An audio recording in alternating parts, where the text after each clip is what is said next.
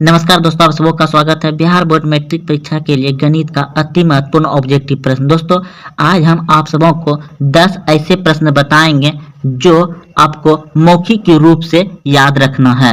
जैसा कि आप प्रश्न देख रहे हैं, एक नंबर प्रश्न कह रहा है कि एक समकोण त्रिभुज में कर्ण का वर्ग शेष दो भुजाओं के वर्गों के योगफल के बराबर होता है। इस प्रमेय को किसने प्रतिपादित किया था? तो देखिए, आप सभी समझते हैं कि एक समकोण हमने यहाँ पर एक समकोण त्रिभुज बना लिए जिसका कि यह कोण क्या होता है, 90 डिग्री का होता है। और यहाँ पर क्या होता है, थीटा। तो थीटा के सामने वाला कोण क्या होता है?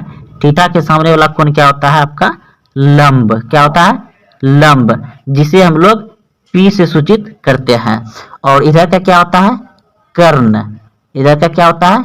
कर्ण। तो कर्ण को क्या चीज से सूचित करते हैं? H से। और नीचे क्या होता है? आधार। इसे क्या कहेंगे? B से सूचित करते हैं। तो देखिए, सवाल में कहा था कि समकोण त्रिभुज में कर्ण का वर्ग, इसका वर्ग, तो हम लोग यहाँ पे वर्ग कर लिए। और क्या कहता है? शेष दो भुजाओं के वर्गों के बराबर। तो शेष भुजाओं के वर्गों के बराबर यानी कि बराबर दे दिया। और जो शेष बचा, क्या बचा आपका? P बचा और B बचा, यानी कि लंब बचा और आधार बचा। तो लंब का स्क्वायर प्लस आधार का स्क्वायर यानी कि B का स्क्वायर। तो अब देखिए, दोनों शेष दो भुजाओं के वर्गों के योगफल के बराबर होता है। तो दोनों भुजा के योगफल के बराबर होता है कर्ण। तो इस प्रमेय को किसने प्रतिपादित किया, किसने बताया? तो इस प्रश्न का उत्तर रहेगा आपका ऑप्शन नंबर सी, बिल्कुल सही है। पाइथागोरस प्रमेय ने बताया। सवाल था आपका, एक समकोण त्रिभुज में कर्ण का वर्ग शेष दो भुजाओं के वर्गों के योगफल के बराबर होता है। इस प्रमेय को किसने प्रतिपादित किया? तो पाइथागोरस प्रमेय ने किया। ऑप्शन नंबर सी सही हो जाएगा। अगले प्रश्न की ओर। प्रश्न है कि एक घात वाले बहुपद कहलाते हैं। एक घात वाले बहुपद कहलाते हैं। तो एक घात वाला बहुपद कैसे होता है? देखिए, x प्लस 2x प्लस 3 बराबर 0, यानी कि दोस्तों इस तरह से होता है। न कुछ तो सब पे पावर एक ही रहता है। तो आप समझ गए कि वह क्या कहलाएगा? रैखिक बहुपद कहलाएगा। क्या कहलाएगा? रैखिक बहुपद। अगर दोस्तों इस तरह दिया रहता x स्क्वायर प्लस 2x बराबर 0, तो इस पे जितना पावर आएगा वह कहलाएगा आपका द्विघात बहुपद। अगर इस पे 3 रहता तो क्या कहलाता? त्रिघात बहुपद। चलिए दोस्तों, आप समझ गए। चलते अगले प्रश्न की ओर। तो इस प्रश्न का उत्तर हो जाएगा आपका, इसमें रैखिक बहुपद कहलाता है एक घात वाला। अगला प्रश्न देखिए। प्रश्न है, किसी एपी के क्रमागत पदों के अंतर को क्या कहते हैं?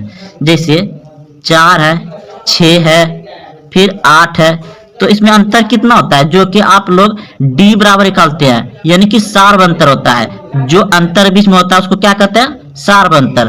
तो आप सभी याद रखिएगा कि किसी एपी के क्रमागत पदों के अंतर को क्या कहते हैं? सार्व अंतर कहते हैं। ऑप्शन नंबर सी सही हो जाएगा।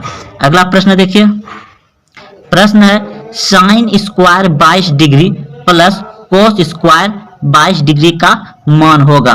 तो दोस्तों इसका मान हो जाएगा आपका 1। ऐसा सूत्र ही होता है, क्योंकि आप सभी जानते हैं कि sine square theta plus cos square theta बराबर कितना होता है? 1। तो इस थीटा के जगह पे जो भी आएगा दोस्तों, जैसे कि यहाँ पर 35 आ गया, 35 डिग्री, तो यहाँ भी 35 डिग्री आ जाएगा, तो आपका 1 ही होगा।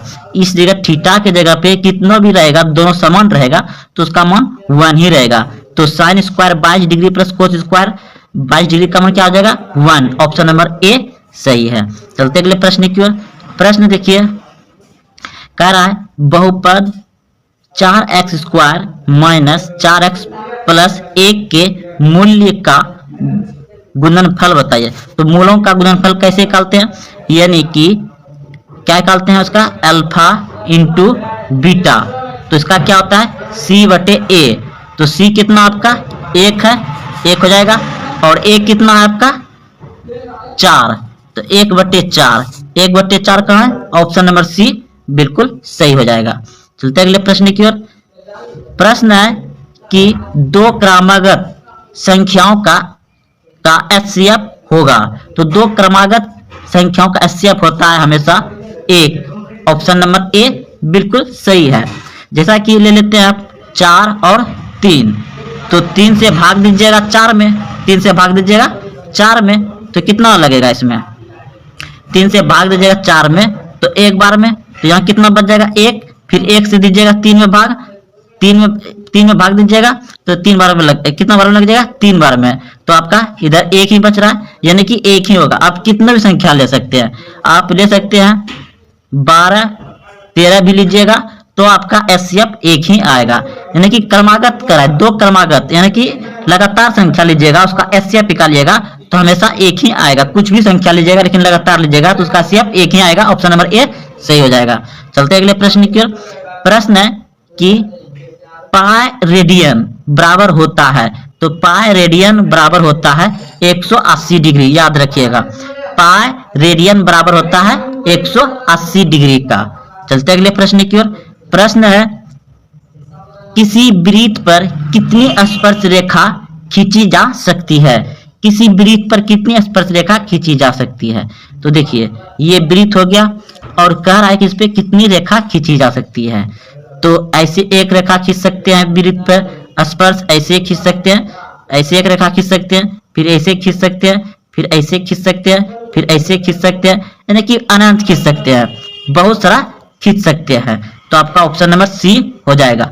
और एक प्रश्न आता है दोस्तों, जैसे कि पूछ दिया जाएगा कि किसी वृत्त पर बाह्य एक बिंदु से, यानी कि एक बाह्य बिंदु पूछ देगा, क्या पूछ देगा, एक बाह्य बिंदु, इस तरह से आपको पूछ देगा बाह्य बिंदु से कितनी स्पर्श रेखा खींची जा सकती है। तो इसको कैसे बनाए देखिए दोस्तों, पहले समझ लीजिए। जैसे कि यह एक वृत्त है, ठीक है, और एक बाह्य बिंदु यहाँ पे हम बिंदु यहाँ पे एक रख लिए और इससे कहता है स्पर्श रेखा कितनी खींची जा सकती है। तो एक रेखा ये खींच दिए और एक रेखा ये खींच दिए, तो कितनी खींचा जाएगा, 2 ही खींचा जाएगा। जब यहाँ पर रहेगा एक बाह्य बिंदु से एक वृत्त पर कितनी स्पर्श रेखा खींची जाएगा, तो 2 होगा, लेकिन यहाँ पर तो बिंदु दिया नहीं है, इसलिए क्या हो जाएगा इसका अनेक, ऑप्शन नंबर सी हो जाएगा। चलते अगले प्रश्न की ओर। प्रश्न है दिए गए आंकड़े 105 का माध्य होगा। तो देखिए माध्य क्या होता है, आप सभी जानते हैं कि संख्याओं का योग बटे कुल संख्या, पदों का योग बटे कुल संख्या, कुल पद की संख्या। तो जोड़ देंगे 1 + 0 + 5 बटे 3 संख्या है तो नीचे 3 देंगे, तो 5 1 6 हो जाएगा, 6/3, तो 3 1 3, 3 2 6, तो 2 किस ऑप्शन में है, ऑप्शन नंबर 4 में है 2, तो आपका ऑप्शन डी सही हो जाएगा। चलते अगले प्रश्न की ओर।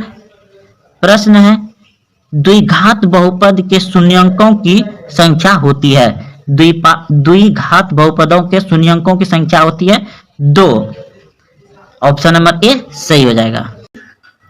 एक वृत्त का व्यास 14 सेमी है, इसकी परिधि निम्नलिखित में कौन सी होगी।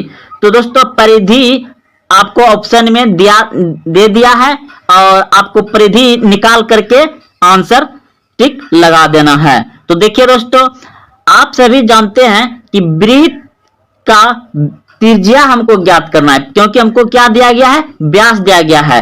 तो वृत्त का आप सभी त्रिज्या जानते होंगे, वृत्त की त्रिज्या कितना होता है दोस्तों, आप सभी अच्छे से जानते होंगे पहले से, यानी बराबर व्यास बटे 2 होता है। तो व्यास आपका कितना दिया गया यहाँ पे 14, तो दोस्तों यहाँ पे हम लोग 14 लिख दिए, अब बटे में 2 है, यानी कि त्रिज्या को हम लोग छोटी आर से सूचित करते हैं, तो छोटी आर बराबर, इसको कटा दीजिए कितना हो जाएगा आपका 7 दूनी 14, यानी कि त्रिज्या आर हमको कितना निकल गया, 7 निकल गया, 7। तो अब देखिए हमको क्या पूछा था प्रश्न में, परिधि। तो दोस्तों इसका आप परिधि निकालेंगे। तो देखिए, तो इसका परिधि क्या होता है, वृत्त का परिधि होता है 2 पाई आर होता है, 2 पाई आर होता है। तो चलिए इसे यहां पर हम बैठा रहे हैं, आप लोग देखिए समझिए। तो 2 लिख दिए और पाई का मान कितना होता है, 22/7। तो 22/7 लिख दिए और आर का मान कितना निकला था हम लोग का, 7। तो 7 यहाँ पे बैठा दिए। अब देख रहे हैं दोस्तों, ये ऊपर नीचे 7, ये 7 कट गया, ये 7 कट गया। तो बच गया क्या, अब 22 गुना 2 यानी कि 2 गुना 22। तो कितना हो जाएगा, 44। तो 44 आपका आंसर ऑप्शन नंबर डी बिल्कुल सही है। चलते हैं अगले प्रश्न की ओर। प्रश्न दोस्तों आप देख रहे हैं स्क्रीन पर, यदि किसी वृत्त की परिधि की माप 220 मीटर हो तो उसकी त्रिज्या का मान मीटर में निम्नलिखित में कौन सा होगा। तो दोस्तों यहाँ पे दिया गया है, तो आप सभी जान रहे हैं कि वृत्त की परिधि, तो वृत्त की परिधि क्या होता है दोस्तों, वृत्त का परिधि होता है 2 पाई आर होता है। और यही चीज हमको दोस्तों यहाँ पे दे दिया गया है पहले से 220। तो यहाँ पर हम बना रहे हैं, यानी कि हम लिखेंगे 220 बराबर 2 का मान 2 रह जाएगा और पाई का मान लिख देते हैं 22/7, 22/7 और आर का मान तो हमको निकालना ही है, तो आर यहाँ पे रह जाएगा। तो देखिए अब इसको दोस्तों ऊपर ऊपर कटा सकते हैं, ये 22 और ये 22 कट गया, तो यहाँ पे 1 यानी कि 10 बच गया।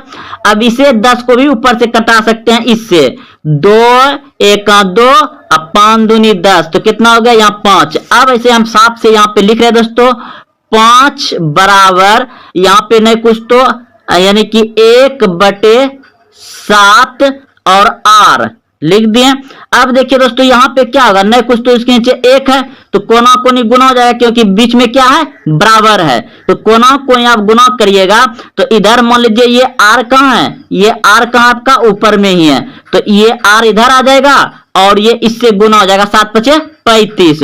तो आर बराबर कितना हो जाएगा आपका 35। तो 35 कहाँ है आपका, ऑप्शन नंबर बी में है, यहां है 35। तो दोस्तों आप लोग अगर ध्यान से देखते देखते देखते आगे बढ़िएगा तो अच्छे से बिल्कुल समझ में आएगा। तो चलते हैं अगले प्रश्न की ओर। देखिए दोस्तों यहाँ प्रश्न है, कराए 2 वृत्तों की परिधि, 2 वृत्तों की परिधियां 2:3 के अनुपात में है, तो इनकी त्रिज्याओं का अनुपात निम्नलिखित में कौन होगा। तो दोस्तों त्रिज्याओं का अनुपात पूछा है और 2 वृत्त का परिधि दिया गया है हमको 2:3 परिधियां दिया गया है। तो दोस्तों इसे कैसे बनाएंगे, देखिए। तो सबसे पहले हम लोग जानते हैं इसका कि परिधि यानी कि वृत्त की परिधि क्या होता है, वृत्त की परिधि होता है 2 पाई आर। दोस्तों 2 को वृत्त है तो इसे R1 मान लेते हैं, ठीक। अब बटे, क्योंकि अनुपात है तो अनुपात को बटे में भी लिख सकते हैं ना। तो नीचे अब दूसरा, क्योंकि वह भी दो को दिया है ना, 2 वृत्त, तो दोनों परिधियां दिया गया है, तो 2 पाई इसे मान लेंगे R2। अब बराबर अनुपात दिया गया हमको 2:3। तो अब देखिए दोस्तों इसमें क्या कर सकते हो, तुम ये 2 और ये 2 कटा सकते हो, इस पाई और ये पाई भी कटा सकते हो। तो तुम्हारे पास क्या बच गया, अब बच गया दोस्तों R1 बटे R2 बराबर 2/3 बच गया। तो दोस्तों आप इसे ऐसे लिख सकते हैं, यानी कि R1 अनुपात R2 लिख सकते हैं। तो R1 कितना है आपका, R1 2 है, तो R1 2 लिख दिए, बीच में अनुपात R2 कितना है, R2 3 है, तो 2:3। 2:3 कहाँ है आपका, 2:3 ऑप्शन नंबर बी यहां है दोस्तों, बिल्कुल सही है ऑप्शन नंबर बी। तो दोस्तों अगर आप ध्यान से देखेंगे तो आपको समझ में आ गया होगा। क्योंकि आपको सूत्र याद रहेगा तो और अच्छे से समझ में आ जाएगा। चलते हैं अगले प्रश्न की ओर। अब देखिए दोस्तों, चौथा नंबर प्रश्न है, कह रहा है कि दो वृत्तों के क्षेत्रफलों का अनुपात 4:1 है, तो उनकी त्रिज्याओं में कौन सा अनुपात होगा। तो दोस्तों, वृत्त के क्षेत्रफल का सूत्र तो आप सभी जानते होंगे, क्या होता है, पाई आर स्क्वायर। तो दोस्तों यह भी सेम उसी तरह से बनेगा, लेकिन इसका क्षेत्रफल दिया गया है, तो क्षेत्रफल क्या होता है, पाई आर स्क्वायर। तो दोस्तों दो गो वृत्त है और दोनों का क्षेत्रफल है, तो दोनों का वृत्त तो क्षेत्रफल एक ही होगा, तो इसे हम R1 मान लेते हैं बटे पाई और आर स्क्वायर 2 मान लेते हैं इसको। और इसका अनुपात कितना दिया गया है, 4:1 दिया गया है, तो 4/1। तो दोस्तों अब इसमें क्या करिएगा आप, पाई और पाई कट जाएगा, तो आपका बचेगा R स्क्वायर 1 और R स्क्वायर 2 बचेगा। तो आप इसे ऐसे लिख सकते हैं, R1 बटे R2 पर होल स्क्वायर। क्या लिख सकते हैं, होल स्क्वायर, क्योंकि दोनों पे स्क्वायर था, और बराबर लिख सकते हैं 4/1। 4/1 दोस्तों, जब इस स्क्वायर यानी वर्ग को इस तरफ करेंगे तो क्या हो जाएगा, इधर रूट में हो जाएगा, इसको इस पर लाएंगे तो क्या हो जाएगा, रूट में हो जाएगा। तब दोस्तों आपका यहां पे क्या होगा, R1 बटे R2 बराबर, ये जो रूट अंदर जो है ना, रूट अंदर जो 4/1 है, तो 4 का मान कितना हो जाएगा, 2, अब बटे 1 का मान 1 ही रहेगा। तो दोस्तों आप इसे इस तरह से अब लिख सकते हैं कि R1 अनुपात R2, तो R1 कितना हो जाएगा आपका, 2:R2 कितना हो जाएगा, 1। तो 2:1 कहां है आपका, ऑप्शन नंबर सी में है, 2:1 ऑप्शन नंबर सी में बिल्कुल सही है। दोस्तों अगर आप ध्यान से देखे होंगे तो जरूर इसे भी समझ गए होंगे। और हाँ, अगर कमेंट में करिए नहीं समझ में आता है तो आपको बोर्ड पे हम आपके कैमरे के सामने आकर के बताने का प्रयास करेंगे। कमेंट जरूर करें दोस्तों कैसा लग रहा है। और कोई भी विषय में अगर दोस्तों आपको दिक्कत है ऑब्जेक्टिव समझने में, याद रखने में, तो कमेंट करके बोलिए कि सर इस विषय में हमको ऑब्जेक्टिव याद नहीं हो रहा है, तो हम आपको इस तरह से बता देंगे कि फिर कभी आप जिंदगी में ऑब्जेक्टिव नहीं भूलिएगा। तरीका बता देंगे याद करने के लिए, लेकिन हाँ कमेंट करिएगा तब। तो चलते हैं अगले प्रश्न की ओर। देखिए यह प्रश्न भी कह रहा है, यदि 10 सेमी त्रिज्या वाले एक वृत्त के अंदर, ठीक है, एक 10 सेमी त्रिज्या है, ठीक है, ये 10 सेमी का त्रिज्या है, और वृत्त के अंदर से 5 सेमी त्रिज्या का एक वृत्त काटकर हटा दिया जाता तो बचे भाग का क्षेत्रफल कितना होगा। तो ये बहुत बड़ा वृत्त है और इसके अंदर एक छोटा सा 5 सेमी का त्रिज्या बोलता है बना करके काट के निकाल दीजिए, तो बचा हुआ भाग क्या होगा। तो दोस्तों हम लोग ऐसा करते हैं कि बड़े वाला त्रिज्या का क्षेत्रफल क्या करेंगे, बड़े वाले त्रिज्या का क्षेत्रफल, तो बड़े वाला त्रिज्या का क्षेत्रफल यानी मतलब वृत्त का क्षेत्रफल क्या होता है, पाई आर स्क्वायर, ठीक, तो इसे R1 मान लेंगे, ठीक। अगर ये बड़ा वाला क्षेत्रफल हम ऊपर वाला के निकाल लें तो छोटा वाला का भी निकाल करके क्या करेंगे, इसमें घटाने देंगे, तो जो शेष बचेगा निकल जाएगा।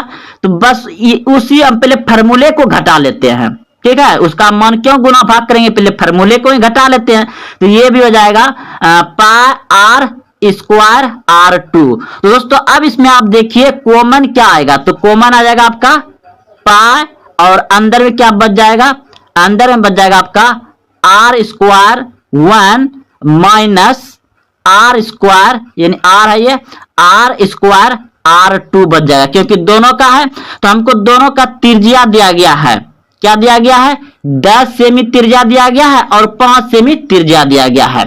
तो अब हम यहाँ पे क्या करेंगे दोस्तों, यहां तक तो समझ गए आप, ठीक है, यहां तक तो समझ गए तो ऐसा करते हैं, यहां पर हम बता रहे हैं दोस्तों आपको, यहाँ पे बता रहा है, रुकिए 1 मिनट, इसको थोड़ा साफ करने दीजिए।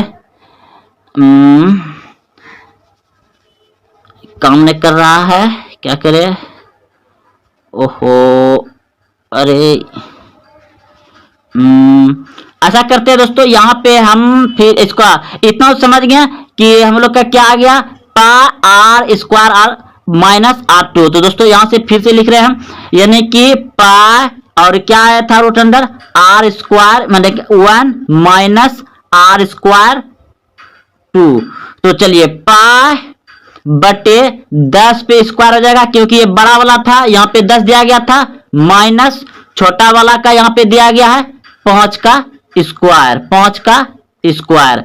तो दोस्तों आपका क्या बच जाएगा यहाँ पे, पाई और 100, पाई 100 माइनस, यानी कि 10 का स्क्वायर 100 अब माइनस इसका कितना हो जाएगा, 25 हो जाएगा। तो दोस्तों 100 में 25 जाएगा तो कितना बच जाएगा आपका, पाई और 100 में 25 घटा तो 75, कितना आ गया 75। तो दोस्तों आपका 75 पाई आ गया। तो दोस्तों अगर आप अच्छे से ध्यान से देखेंगे तो जरूर समझ में आया होगा। तो 75 पाई का आपका ऑप्शन नंबर सी बिल्कुल सही है। तो चलते हैं अगले प्रश्न की ओर। देखिए दोस्तों, अब यहाँ प्रश्न को आप अच्छे से देखिएगा, क्योंकि ये सभी प्रश्न VVI है और ऐसा प्रश्न पूछा ही जाता है। तो देखिए, वृत्त पर स्थित किसी बिंदु पर खींची गई स्पर्श रेखा बिंदु से होकर जाने वाली त्रिज्या निम्नलिखित में से कौन सा कोण बनाती है। तो दोस्तों यहाँ पे एक वृत्त हम बना लिए और यह बिंदु है, अगर हम इस पे खींच देंगे इसे तो ये कौन सा कोण बनाएगा। तो दोस्तों ये जो कोण बनाएगा आपका इस तरह से ऐसे भी कर सकते हैं, ऐसे भी कर सकते हैं इसको। तो ये कोण जो बनेगा दोस्तों आपका 90 डिग्री का बनेगा। कितना बनेगा, 90 डिग्री का कोण बनेगा। तो दोस्तों आप सभी याद रखिएगा, वृत्त पर स्थित किसी बिंदु पर खींची गई स्पर्श रेखा स्पर्श बिंदु से होकर जाने वाली त्रिज्या निम्नलिखित में से कौन सा कोण बनाती है। तो 90 डिग्री का कोण बनाती है। दोस्तों इसे आप एक दो बार अच्छे से पढ़ेंगे और अच्छे से समझ जाएंगे। इस प्रश्न को आप कॉपी में लिख लीजिए, 2-3 बार जरूर पढ़ें, क्योंकि ऐसा प्रश्न पूछा जाता है। और हाँ, ये प्रश्न 2 नंबर बहुत बार पूछा गया है और हर साल पूछा जाता है, क्योंकि इस प्रश्न को आप पढ़ते आप जरूर समझ जाइएगा। देखिए ये प्रश्न बहुत बार पूछा गया, आप क्वेश्चन बैंक में भी देख सकते हैं। कह रहा है किसी बाह्य बिंदु से वृत्त पर कितनी स्पर्श रेखा खींची जा सकती है। बाह्य बिंदु से वृत्त पर कितनी स्पर्श रेखा खींची जा सकती है। तो दोस्तों यह एक हम वृत्त बना लिए और एक बिंदु हम यहाँ पे रख देते हैं, ये बिंदु है। कह रहा है यहाँ से स्पर्श रेखा वृत्त पर कितनी खींची जा सकती है। तो चलिए दोस्तों हम खींचना शुरू करते हैं। ये हमने एक रेखा खींच दी है, ये हमने 2 रेखा खींच दी है। अब दोस्तों हम खींचेंगे तो क्या कर देगा, ऐसे खींचेंगे तो ये कट जाएगा, लेकिन नहीं, ये तो गलत हो जाएगा। अब तो खींचने लायक है बचा ही नहीं, तो हमने 2 रेखा स्पर्श खींच सकते हैं। समझ गए हैं कितना खींच सकते हैं, 2 रेखा ही खींच सकते हैं। तो आप सभी समझ गए होंगे कि इस बिंदु से हम लोग 2 रेखा ही एक वृत्त पर खींच सकते हैं, 2 रेखा। तो देखिए प्रश्न को एक बार फिर से समझा देते हैं। किसी बाह्य बिंदु से वृत्त पर कितनी स्पर्श रेखा खींची जा सकती है। तो 2, आपका ऑप्शन नंबर ए बिल्कुल सही है, क्योंकि इसमें बहुत फंसने वाला क्वेश्चन है। एक क्वेश्चन ऐसा और ही आता है, इसलिए हम इतना समझा रहे हैं कि यहाँ एक बिंदु है और ये वृत्त है, तो यहाँ से एक रेखा खींचे और एक रेखा खींचे स्पर्श। तो दोस्तों 2 रेखा खींच सकते, इससे ज्यादा नहीं खींच सकते हैं। अब अगला प्रश्न है, देखिए कह रहा है किसी बाह्य बिंदु से किसी वृत्त पर खींची गई दोनों स्पर्श रेखाओं की लंबाई में कौन सा संबंध है। तो उसमें कौन सा संबंध है दोस्तों, तो समान होगा। क्या होगा, समान होगा। देखिए एक वृत्त हम बना लिए, ये वृत्त है और ये बिंदु है। इस बिंदु से हम इधर खींचे तो ये दोनों जितना इधर गया होगा उतना इधर गया होगा, जो बीच में वृत्त है, तो समान हो जाएगा। एक बार फिर से समझाने का प्रयास कर रहे हैं। यह एक वृत्त है और ये एक बिंदु है, तो इस बिंदु से हम स्पर्श रेखा खींच रहे हैं, ये खींच दिए और ये खींच दिए। तो अब देखिए दोस्तों, ये जितना होगा उतना वो भी होगा, ये भी रेखा होगा, तो दोनों समान होगा। ऑप्शन नंबर बी सही है। तो चलते हैं अगले प्रश्न की ओर। प्रश्न देखिए, किसी वृत्त के किसी व्यास के सिरों पर खींची गई स्पर्श रेखा में क्या संबंध है? तो समांतर होगा, समांतर होगा, याद रखिएगा समांतर होगा। और हाँ दोस्तों, ये जो बात कर रहे थे हम इस प्रश्न का, प्रश्न नंबर 1 में ऐसा प्रश्न दोस्तों आपको प्रश्न नंबर 2 में इस तरह का प्रश्न आपको दो और एक पूछा जाता है, कह देगा कि किसी बाह्य बिंदु से, उसमें दोस्तों ये बिंदु नहीं दिया रहेगा, ठीक है, ये तो प्रश्न समझा दिए हैं। कहेगा किसी बाह्य से वृत्त पर कितनी स्पर्श रेखा खींची जा सकती है, ठीक है। तो ये वृत्त है और बाहर से बिंदु नहीं दिया रहेगा, अगर बिंदु दिया रहेगा तो 2 आंसर होगा, अगर बिंदु नहीं दिया रहेगा तो अनगिनत होगा। ऑप्शन नंबर सी बिल्कुल सही होगा, क्योंकि हम बहुत खींच सकते हैं। देखिए इधर से खींच सकते हैं, इधर से खींच सकते हैं, फिर इधर से खींच सकते हैं, फिर इधर से खींच सकते हैं। स्पर्श रेखा हम लोग ढेरी खींच सकते हैं ना, क्योंकि बिंदु नहीं कर रहा है, सिर्फ कर रहा है किसी बाह्य से वृत्त पर कितनी स्पर्श रेखा खींची जा सकती है, तो ढेरी खींच देंगे, ढेरी खींच देंगे स्पर्श रेखा। लेकिन वो यही अगर यदि कहता कि एक बिंदु से खींचिए तो 2 गो ही खिंचाएगा, 2 गो ही खिंचाएगा। चलिए दोस्तों, आप लोग अच्छे समझ गए होंगे। अगर हाँ अभी तक चैनल को सब्सक्राइब नहीं किया तो चैनल को सब्सक्राइब कर ले और अपने दोस्तों में शेयर जरूर करें। और अगर हाँ कहीं पर दिक्कत होता है तो जरूर दोस्तों कमेंट जरूर करें। जय हिंद, जय भारत।